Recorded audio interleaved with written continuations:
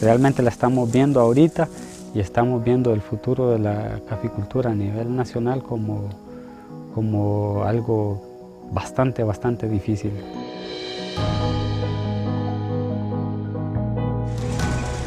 Lors de notre récent voyage au Honduras, nous avons été témoins d'une des nombreuses réalités qui touchent la qualité de vie des producteurs de café.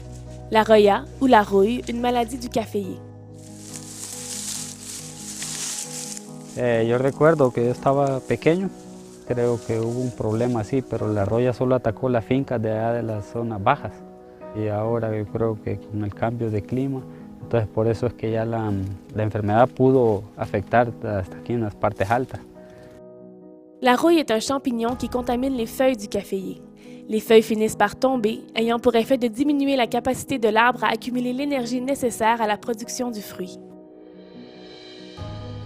Ya estos granos ya están siendo afectados por la defoliación, entonces ya no maduran, sino que se tornan así como un color amarillento y ya son blanditos para caerse, ya no se sostienen en el palo y ya esto ya no sirve, este grano, ya está dañado.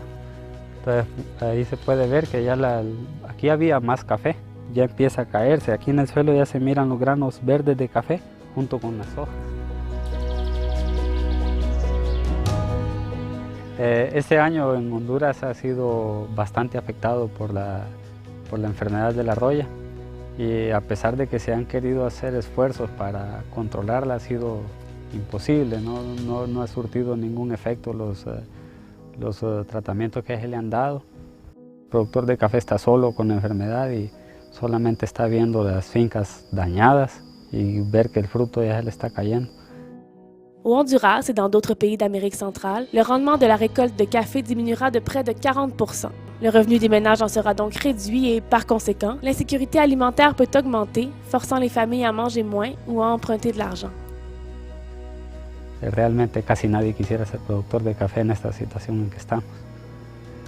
Y realmente lo que queda es seguir haciendo esfuerzos y renovar parcelas, y eso le va a implicar a los productores de café muchos costos y los financiamientos también aquí en el país están en porcentajes de interés altos. Nous croyons que les producteurs de café ne devraient pas faire face à ce problème seuls. L'industrie du café, y compris notre entreprise, a un rôle à jouer dans le soutien apporté aux communautés productrices de café.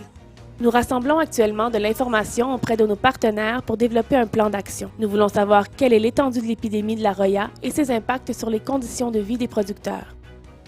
L'une des stratégies d'intervention que nous avons mises en place est l'amélioration de la sécurité alimentaire des communautés café grâce à des bourses qui favorisent la diversification alimentaire et économique. Ce sont des pratiques qui contribuent à accroître la résistance des petits producteurs de café aux chocs tels que la roya qui surviennent lors de la production de café. D'autre part, notre engagement consiste à sensibiliser les pays consommateurs sur les problèmes qui affectent non seulement la qualité du café que nous buvons, mais aussi la qualité de vie de ceux qui le produisent.